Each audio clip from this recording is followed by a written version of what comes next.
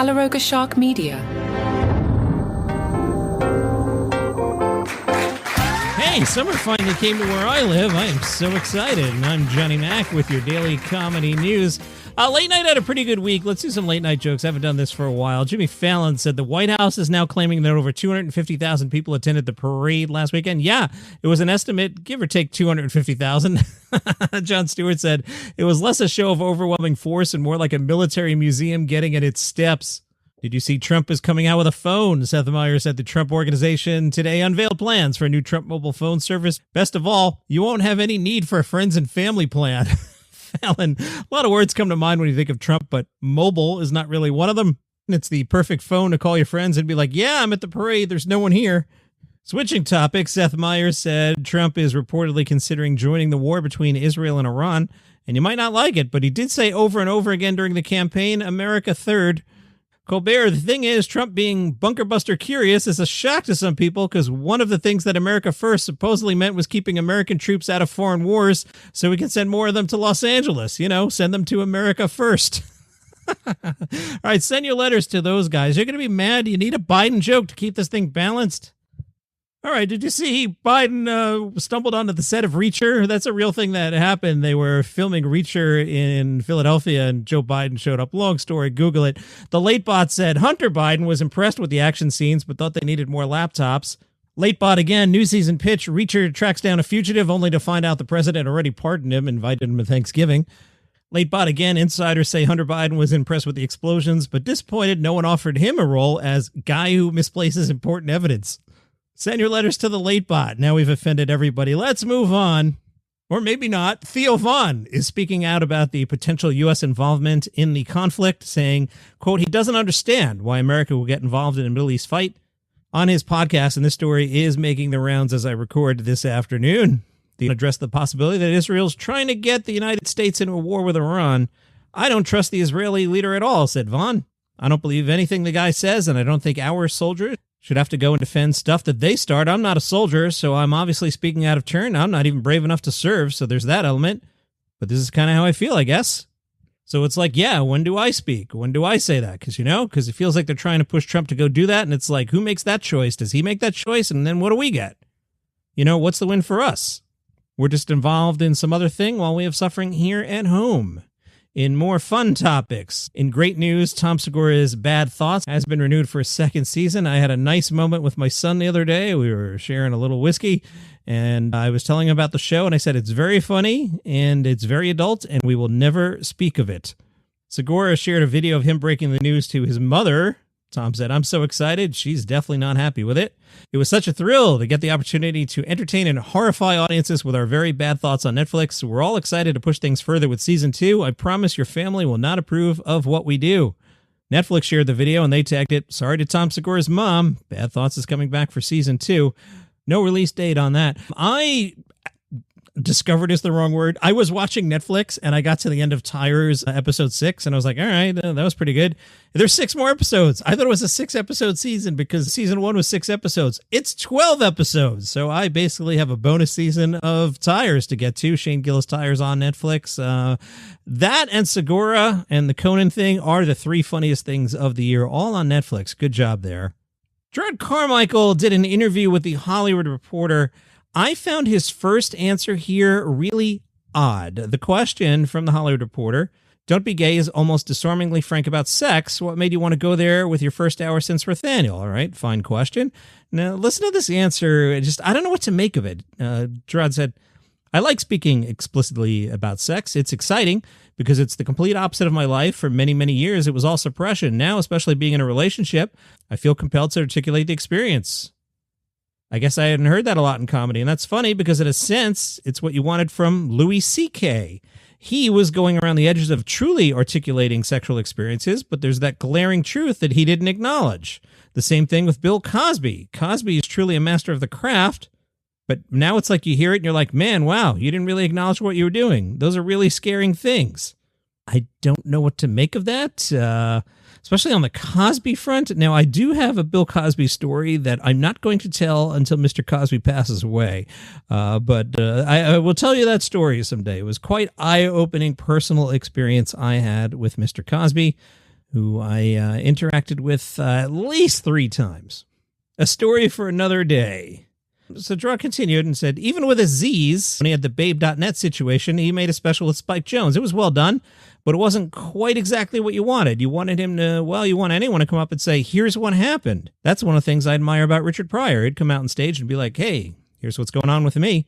Anything happening with him in public, he'd address it and work it out through comedy.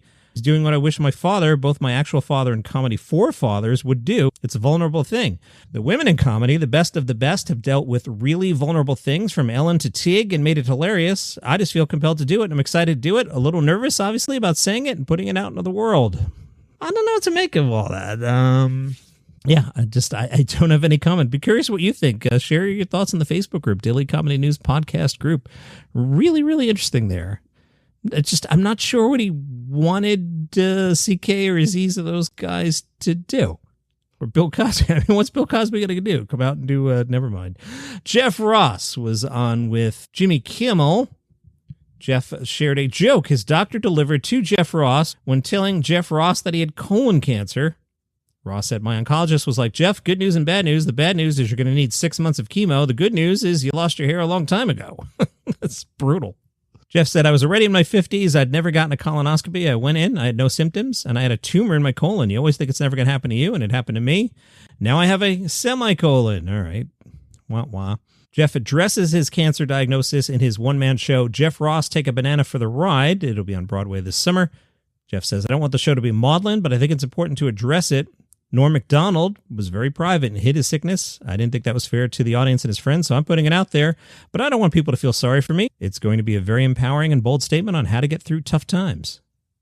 All right, if you're planning on seeing Devin Walker and Michael Longfellow in Philadelphia this weekend, you're not. They have canceled a pair of stand-up dates. They are showing support for striking and terminated staffers at the venue where they were going to perform. Apparently, what has happened here is several employees at Philadelphia's World Cafe Live walked out during a performance by Suzanne Vega. They have accused the venue's new management of fostering a hostile work environment and failing to deliver timely, accurate pay. Management responded the next day, according to this version. Apparently, management then let a dozen people go and banned them from the venue. Walker on Instagram said, in light of the labor dispute at the venue, we've decided to cancel the Philly show this weekend. We're working on getting another date in the city later this year. Brett Goldstein is hard to get secrets out of. He was speaking to Variety. They were curious about the new season of Shrinking. Michael J. Fox is a guest star. Jeff Daniels and Candice Bergen also appear. Goldstein said, being on set with Harrison Ford and Michael J. Fox doing a scene, you're like, am I tripping? Am I back in my bedroom in the 80s? But it wouldn't give any details about it. How about Ted Lasso? You're going to tell us about Ted Lasso? Brett said, obviously, I can't tell you a single thing about it, of course, but we're working on it, and it's good. It's exciting to have everyone back together. I put the spin on the word everyone there. Bill Lawrence talked about the Scrubs reboot and said, I hate the narrative like, oh, the 9th year sucked. It's sour grapes, whatever. I'm lucky to have done it. I didn't get to work on that season as much, but the writing staff did a great job. If it had been a spin-off called Scrubs Med or Scrubs Med School, it wouldn't have been judged as harshly, but I understand the business of that decision. Yeah, season 9, it's different. The show had kind of wrapped up, and then ABC brought it back, and I know at the time they wanted to call it something like Scrubs Med, and the network was like, no, Scrubs. Season 9 is fine. It's different. It's like kind of like after Scrubs. Of the reboot, Lawrence says, this one is also called Scrubs, and it starts with JD and Turk. Although this version will try to capture the same humor and heart as the original run, we catch up with JD 15 years later and has been beaten down by the system. Bill explains, the hardest part is that Zach and Donald have aged. People still have that affinity and love for that goofy youthfulness. That's why the T-Mobile commercials work well. But if I saw two guys in their late 40s, early 50s doing World's Most Giant Doctor and carrying each other around all the time, I'd go, what is going on?